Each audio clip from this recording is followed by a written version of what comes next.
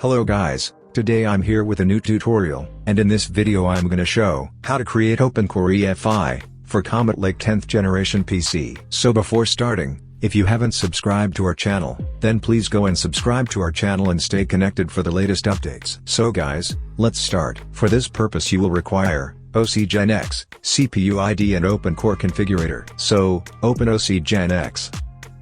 Select Comet Lake as your system type, and click on Kext tab. Now here, select all the Kext required by your system.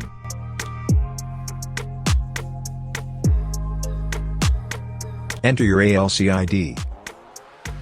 Select your Ethernet controller, if you require, and proceed to Next tab. Select USB Inject All. Select your Wi-Fi and Bluetooth Kext in accordance with your card. Enter your SM BIOS.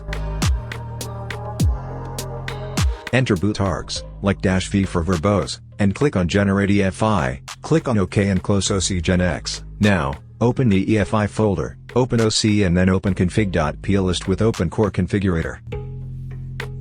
Go to Patch tab, and select RTC patch from the drop-down list, and also make sure to enable it. Now click on Booter, and deselect Setup Virtual Map. Now click on Kernel, and add CPU ID from the text file provided.